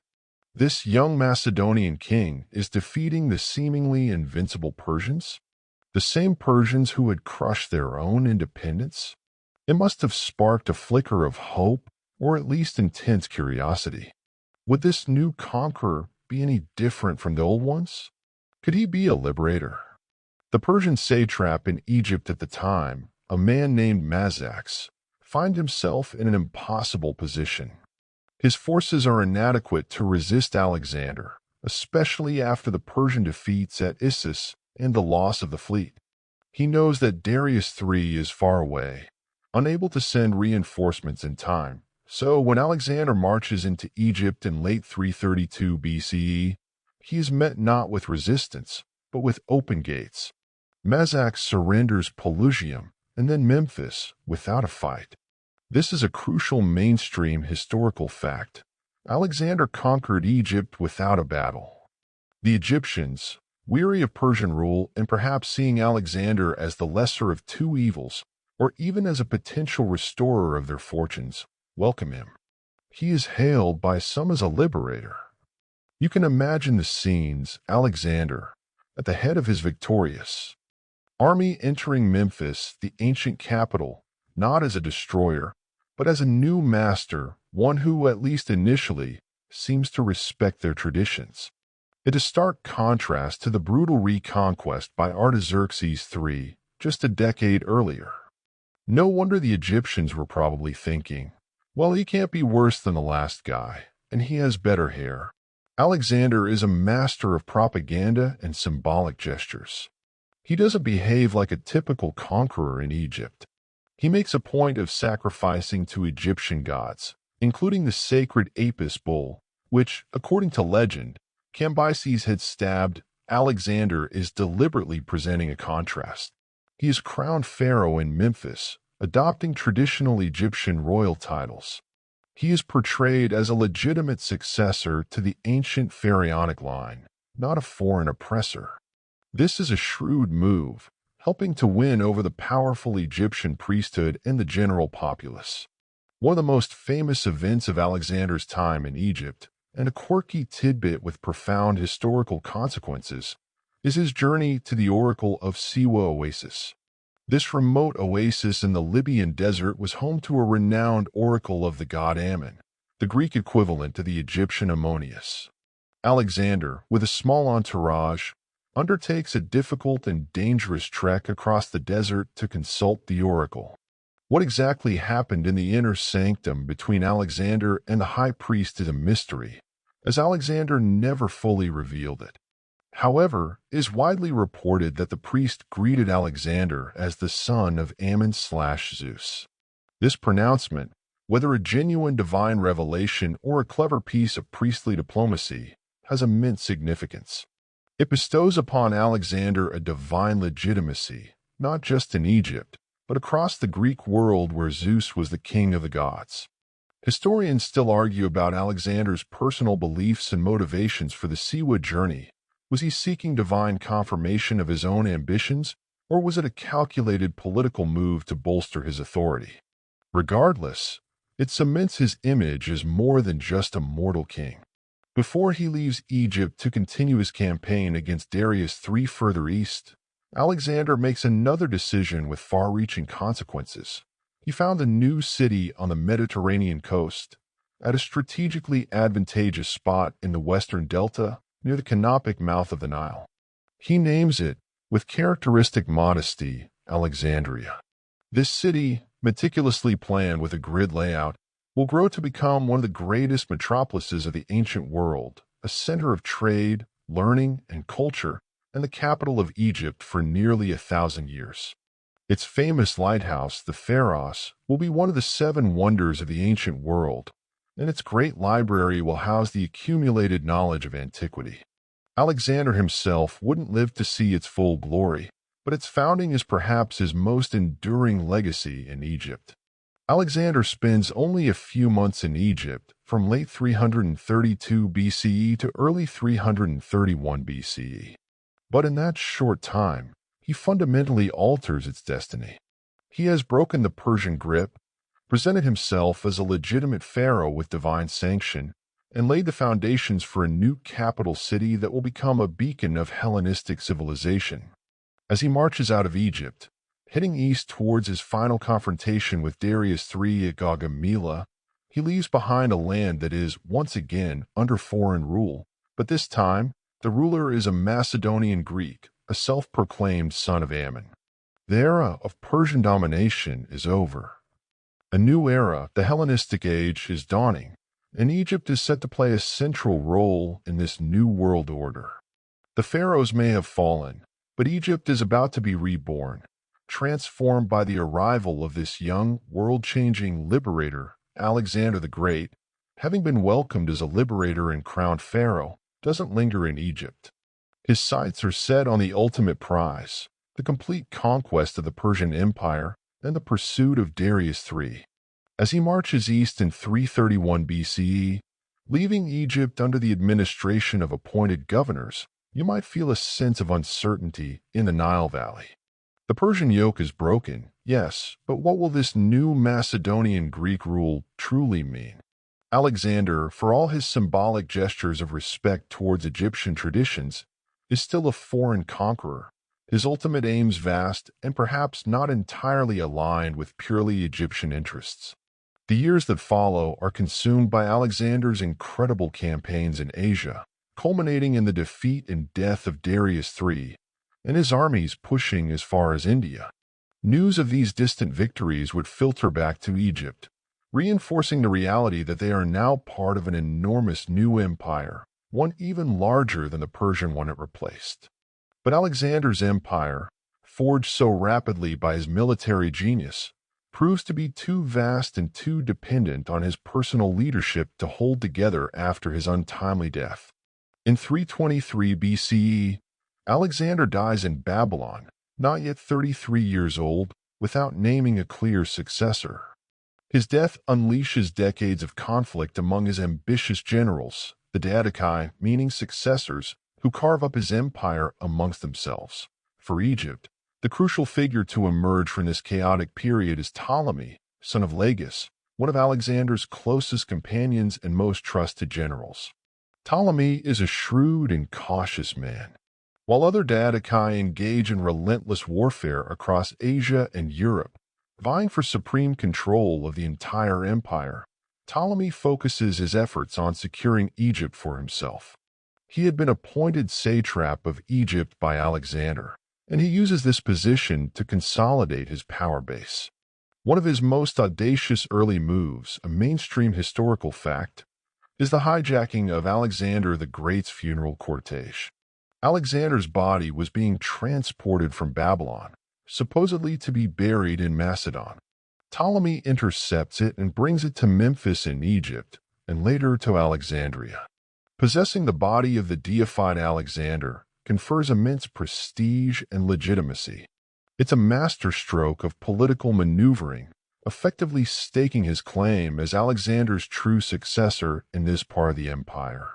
Later, a magnificent tomb, the Soma, would be built for Alexander in Alexandria, becoming a site of pilgrimage for centuries. Ptolemy, who eventually declares himself King Ptolemy I Soter, Savior, in 305/304 BCE, establishes a new dynasty that will rule Egypt for nearly 3 centuries, the Ptolemaic dynasty. These rulers are Macedonian Greeks, and they will govern Egypt as pharaohs, adopting Egyptian royal titles and, to varying degrees, engaging with Egyptian religious and cultural traditions. However, their administration, their language of court, Greek, and much of their cultural orientation remained firmly Hellenistic. Alexandria, Alexander's planned city, becomes their glittering capital, a cosmopolitan hub that quickly overshadows ancient Memphis and Thebes in political and economic importance. You see it rapidly growing into a magnificent city of wide avenues, grand public buildings, temples, theaters, and, of course, the burgeoning Great Library and the Mason, a center of learning and research. It's a Greek city on Egyptian soil, a vibrant interface between the Hellenistic world and the ancient land of the Nile. The Ptolemies run Egypt as a highly efficient, centralized state, almost like a private estate. Their primary goal is to extract wealth from the fertile land to fund their armies, their navy, their ambitious building projects in Alexandria, and their frequent wars with other Hellenistic kingdoms, particularly the Seleucids who rule over much of Alexander's former Asian territories. Egypt, under the Ptolemies, becomes incredibly wealthy. They introduce more advanced agricultural techniques, manage irrigation meticulously, and control key industries like papyrus production, grain export, and oil processing. A complex bureaucracy, staffed by Greeks and Macedonians in the higher echelons, and by Egyptian scribes in lower positions, oversees this vast economic machine. Tax farming is common, where individuals bid for the right to collect taxes in a certain area, a system ripe for both efficiency and corruption. It's a bit like the entire country is a giant corporation, and Ptolemy is the CEO, with a very keen eye on the profit margins. A quirky tidbit from the early Ptolemaic period is the creation of a new god, Serapis. Ptolemy is credited with deliberately fostering the cult of Serapis, a composite deity blending aspects of the Egyptian god Osiris, lord of the underworld, and Apis, the sacred bull, with Greek gods like Zeus, king of the gods, Hades, god of the underworld, and Asclepios, god of healing. Serapis was given a Hellenistic appearance, usually depicted as a bearded man with a grain measure, modius, on his head, symbolizing abundance. The aim was to create a god that could appeal to both the Greek and Egyptian populations, a sort of divine bridge between the two cultures. A magnificent temple, the Serapeum, was built for him in Alexandria, and his cult spread throughout the Hellenistic world. Historians still argue about the exact degree of state promotion versus popular acceptance in the rise of Serapis, but he certainly became one of the most important deities of Ptolemaic Egypt. The Ptolemaic pharaohs, while Greek, present themselves to their Egyptian subjects in traditional pharaonic guise on temple walls.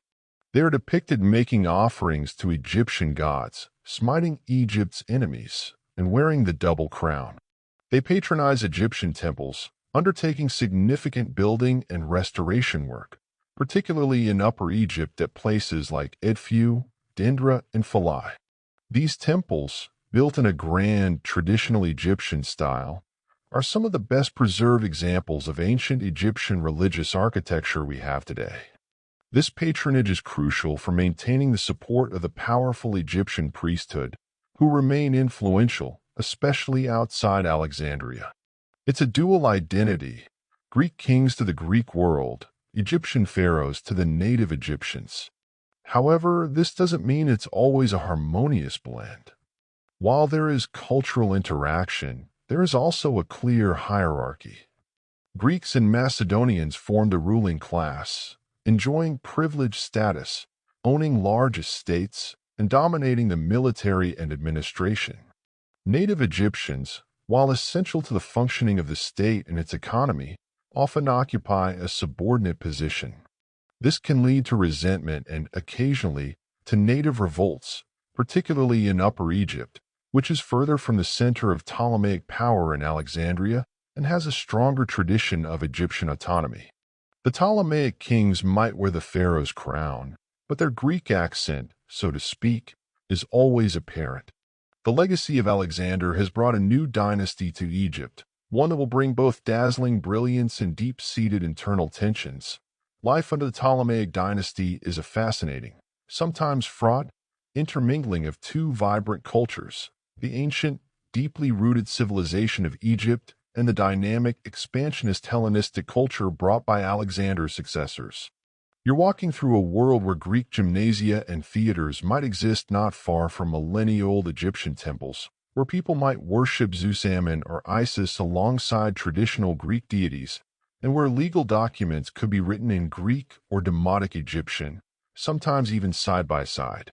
Alexandria is the epicenter of this fusion, a bustling, cosmopolitan metropolis where Greek is the lingua franca, but the scent of Egyptian incense still hangs in the air, and the rhythm of the Nile's flood still dictates the agricultural wealth that underpins the kingdom's prosperity.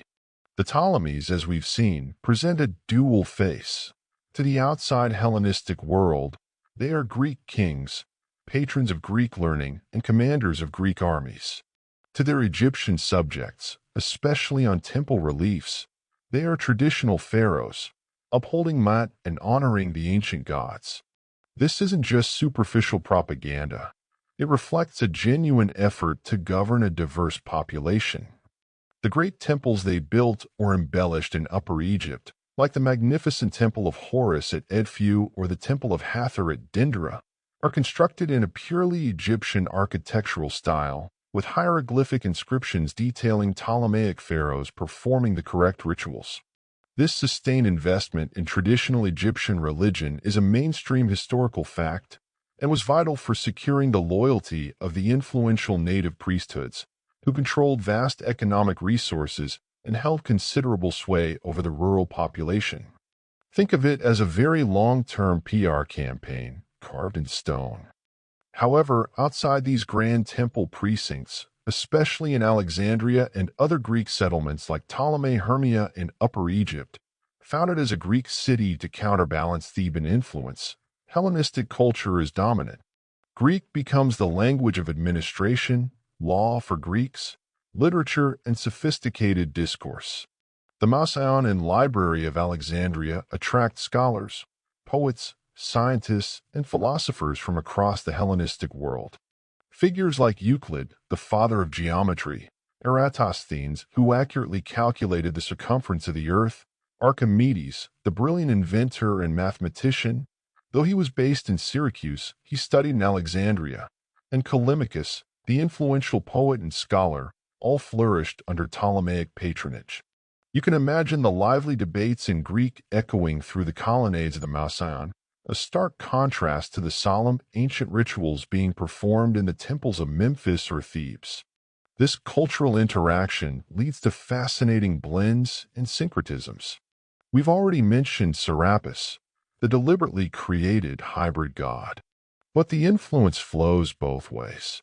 The cult of the Egyptian goddess Isis, for example, undergoes a Hellenization where she is often identified with Greek goddesses like Demeter or Aphrodite, and her worship spreads throughout the Mediterranean world, becoming one of the most popular mystery cults of the Roman era. Herodotus had already noted the Greek identification of Horus with Apollo, Osiris with Dionysus. Now, these identifications become more pronounced. You might see statues of Isis that look remarkably like Greek depictions of their goddesses, yet she retains her Egyptian attributes, like the throne hieroglyph on her head or the ankh. It's a religious marketplace where deities borrow each other's clothes and attributes to appeal to a wider audience. Despite this intermingling, social and economic divisions often run along ethnic lines. Greeks and Macedonians and Hellenized individuals from other parts of the Mediterranean form the elite. They are granted land, kleroi, in the countryside in return for military service, dominate the upper echelons of the bureaucracy, and enjoy legal privileges. Native Egyptians, while forming the vast majority of the population and the backbone of the agricultural economy, generally have lower status. While some Egyptians certainly learn Greek, adopt Greek customs, and rise within the Ptolemaic system, the term Hellenized Egyptian becomes a social category. Many others maintain their traditional ways of life and language. This creates an underlying tension, a sense of us versus them, which occasionally erupts into native rebellions, particularly in Upper Egypt, the Thebaid. These revolts, like the major one during the reign of Ptolemy IV Philopator and Ptolemy V Epiphanes, the pharaoh of the Rosetta Stone fame, are often led by figures who claim pharaonic titles and seek to restore native Egyptian rule.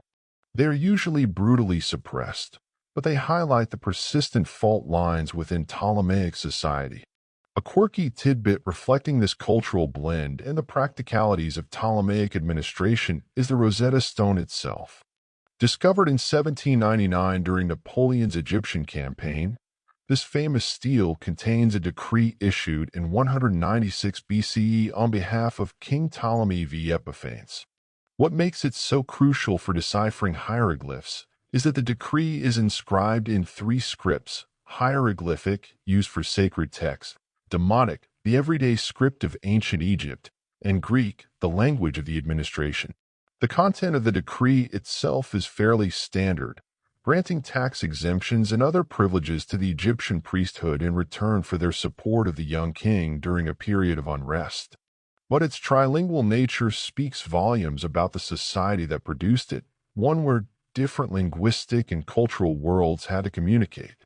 Historians still argue about the precise audience for each script on such decrees, were hieroglyphs purely for the gods and the most traditional priests, Demotic for the general Egyptian literate populace, and Greek for the ruling class and international community. The answer is likely a complex mix. The Ptolemaic legal system also reflects this duality. Greeks are generally judged under Greek law, while Egyptians are judged under Egyptian law, at least for civil matters.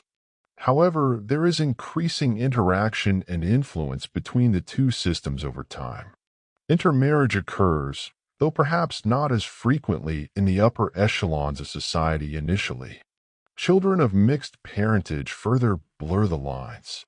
You might find individuals with Greek names worshiping Egyptian gods, or people with Egyptian names participating in Greek cultural activities. It's a slow process of acculturation, not always smooth, not always equitable, but undeniably transformative for both cultures. The Egypt that emerges from 3 centuries of Ptolemaic rule is a land profoundly changed, a Hellenistic kingdom on the Nile, where the legacy of the Pharaohs is interwoven with the dynamism of the Greek world, creating a unique and influential civilization that will, in turn, profoundly influence its next great conqueror, Rome. As the centuries of Ptolemaic rule unfold, bringing both the dazzling brilliance of Alexandrian culture and the simmering undercurrents of native Egyptian discontent. Another power is steadily, relentlessly rising in the Western Mediterranean, Rome. Initially, Rome is just a distant city-state, one among many in Italy.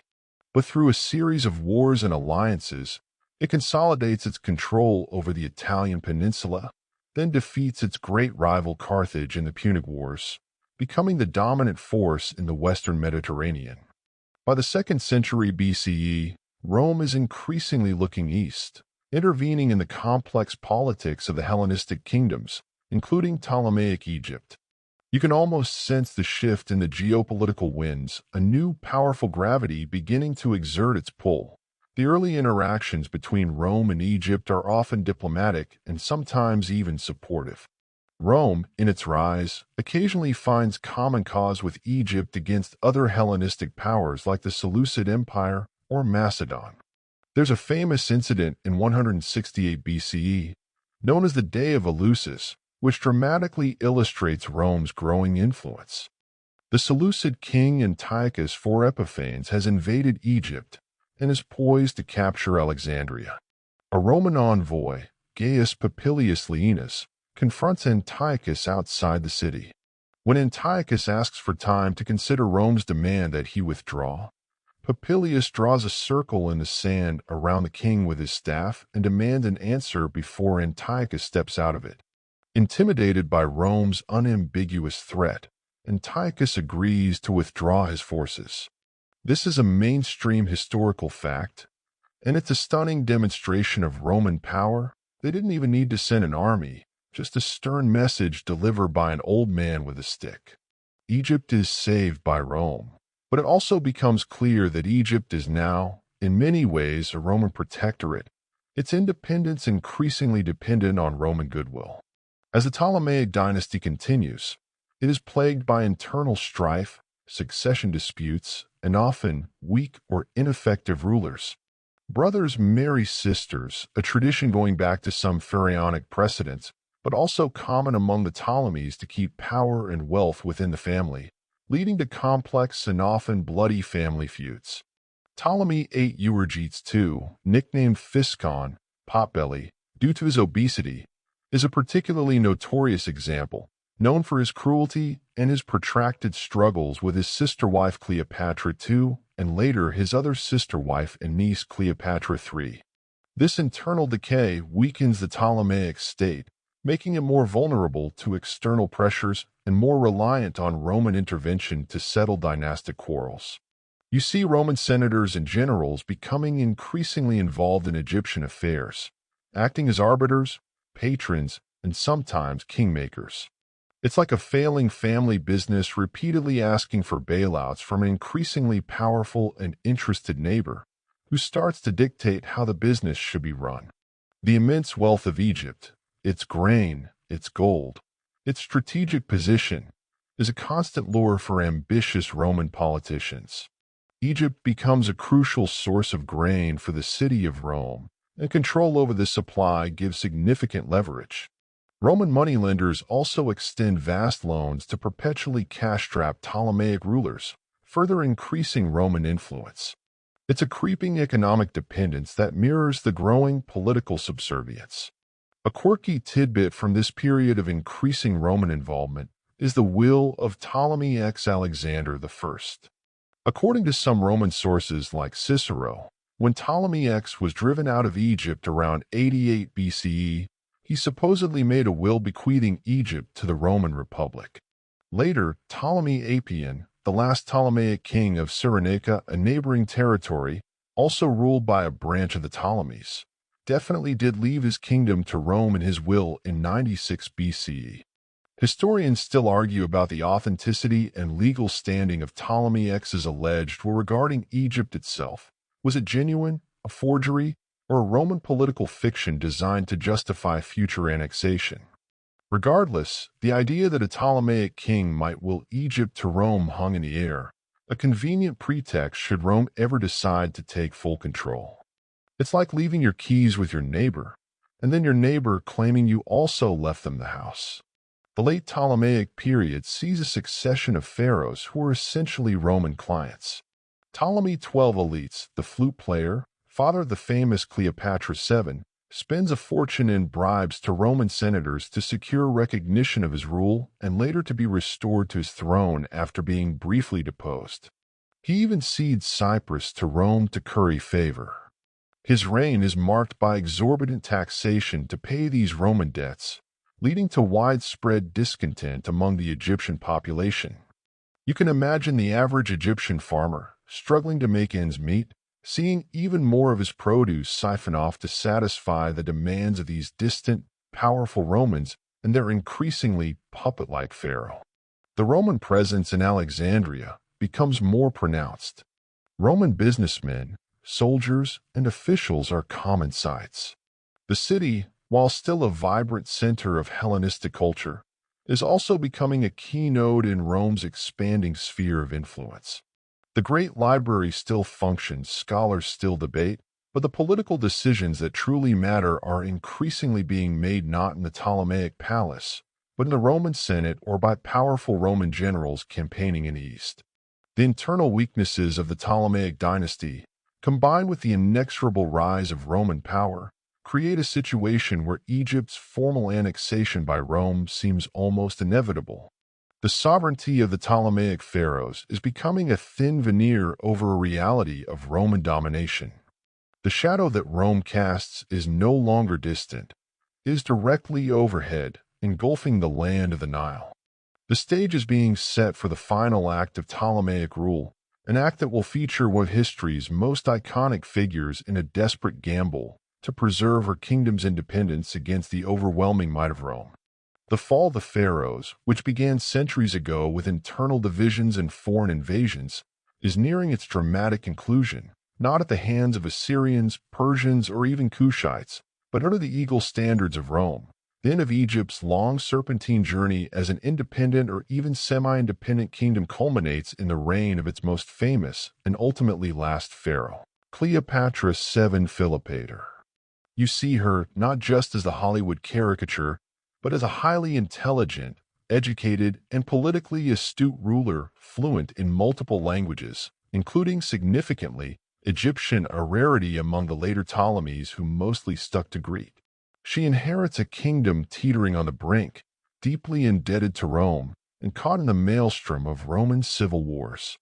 Her entire reign, from 51 BCE to 30 BCE, is a desperate, high-stakes gamble to preserve Egypt's autonomy, or at least her own dynasty's rule, by navigating the treacherous currents of Roman power politics.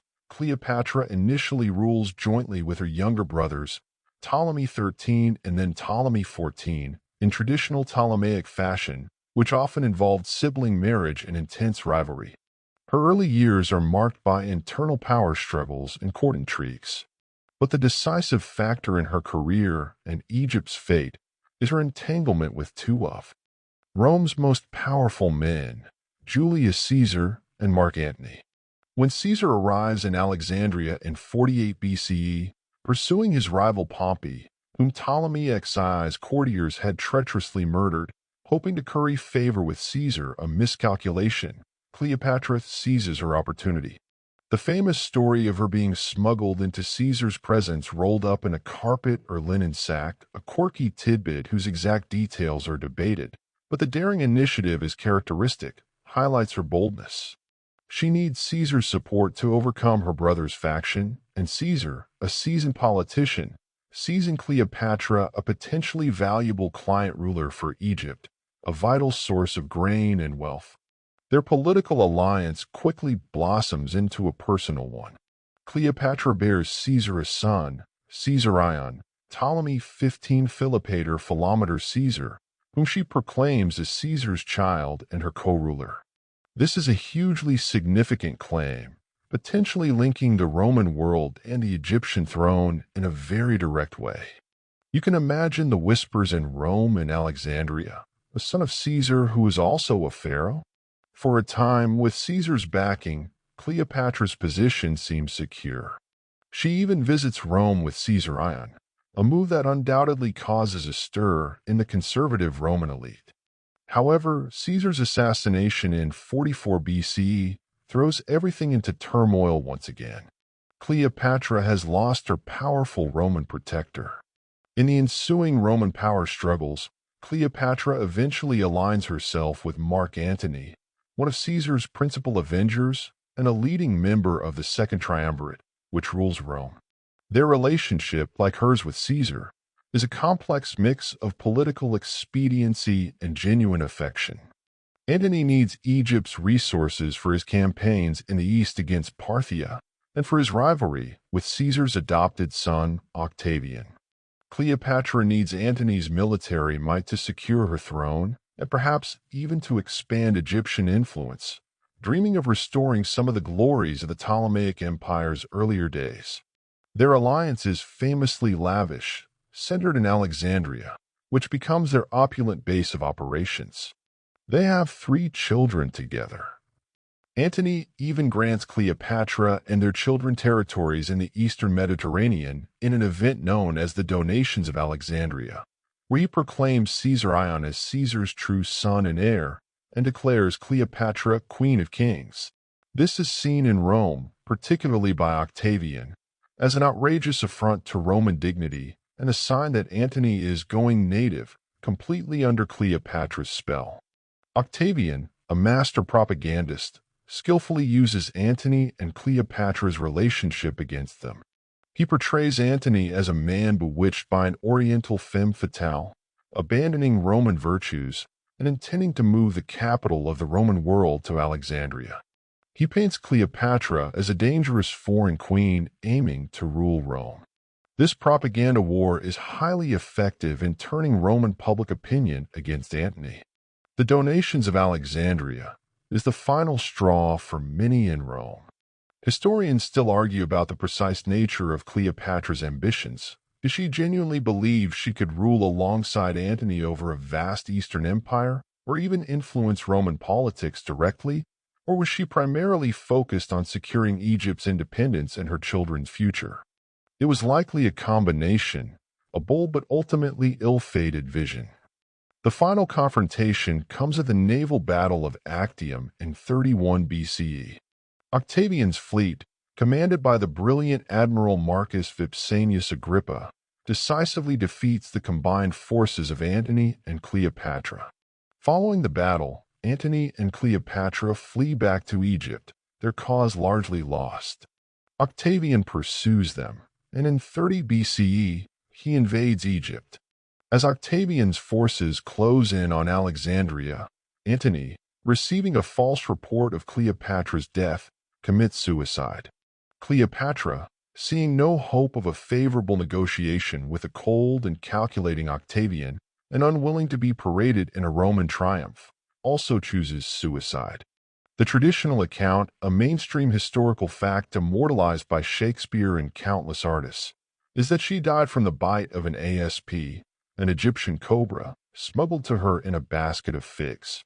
While some modern scholars have questioned the exact method, her dignified and defiant end is not in doubt. With Cleopatra's death, the Ptolemaic dynasty ends. Caesarion, her son by Caesar, is hunted down and executed by Octavian, who chillingly remarks, Two Caesars are one too many. Egypt is formally annexed as a Roman province. But it's not just any province. It becomes the personal property of Octavian, soon-to-be Emperor Augustus, and his successors, governed by a prefect appointed directly by the emperor, and Roman senators are even forbidden to visit without imperial permission. This unique status underscores Egypt's immense wealth and strategic importance, particularly as the granary of Rome. The fall of the Pharaohs is complete. For 3,000 years, men and women had worn the double crown, ruled as god-kings, built monumental tombs and temples, and guided the destiny of this remarkable land. From the unification by Narmer to the last stand of Cleopatra, it was an epic saga. Now, the land of the Nile is subject to a new, even vaster empire. The pharaohs are gone, replaced by Roman emperors who will, for a time, adopt some pharaonic trappings for their Egyptian subjects, but whose hearts and minds are firmly in Rome. The ancient world has been irrevocably changed, and Egypt, while its cultural and religious traditions will endure and continue to influence the world for centuries, enters a new chapter as a vital, but subordinate part of the Roman Empire. The story of pharaonic Egypt, that incredible multi-millennial tapestry woven from divine kingship, monumental architecture, intricate bureaucracy, and a profound connection to the Nile, doesn't so much end with a sudden snap as it does with a long, slow, and rather melancholic unraveling. The final thread is plucked with Cleopatra's defiant demise, but the fabric had been fraying for centuries. You've journeyed through those fading years, witnessing the gradual erosion of central authority, the rise of priestly and regional powers, the influx of foreign rulers, Libyans, Cushites, Persians, and finally, the Macedonian Greeks who became the Ptolemies. Each wave brought its own changes, its own challenges, its own contributions to the ever-evolving identity of Egypt. As the Roman eagle standards fly over Alexandria, and Egypt settles into its new role as the emperor's personal breadbasket, the title of pharaoh becomes an echo, a ghost in the magnificent temples that still the landscape. Roman emperors will, for a time, allow themselves to be depicted in pharaonic regalia on temple walls, making offerings to the ancient gods of Egypt, a pragmatic nod to local sensibilities. But it's a performance, a shadow play. The true power resides far away, on the banks of the Tiber. The divine spark that was believed to animate the Egyptian pharaoh, linking him to Horus and Osiris, has been extinguished, or perhaps, more accurately, it has been superseded by the imperial cult of Rome. The land itself, of course, endures. The Nile continues its timeless rhythm of flood and fertility. The farmers still till the black earth, the artisans still craft beautiful objects, the priests still mumble ancient liturgies, though perhaps with less conviction or to fewer gods as new faiths begin to permeate the Mediterranean world. Egyptian culture, so resilient, so deeply ingrained, doesn't simply vanish. It transforms, it blends, it contributes its unique flavors to the Hellenistic and Roman worlds and beyond. The wisdom of its scribes, the mysteries of its temples, the allure of its ancient past will continue to fascinate and inspire for millennia to come. So as the image of Cleopatra's ASP fades, and the sounds of Roman legions marching through Alexandria recede, let the quiet of the desert night envelop you. The story of the pharaohs, with all its grandeur and its eventual, inevitable decline, becomes a soft murmur in the sands of time. The weight of those thousands of years, the triumphs and the heartbreaks, the gold and the dust, can now settle. Let your mind drift, unburdened, into the peaceful realm of sleep, knowing that even the mightiest empires eventually become stories whispered in the darkness. The Nile flows on, a silent witness to it all, and now it's time for you to rest. Thank you for your attention. Goodbye, and see you again in the next stories.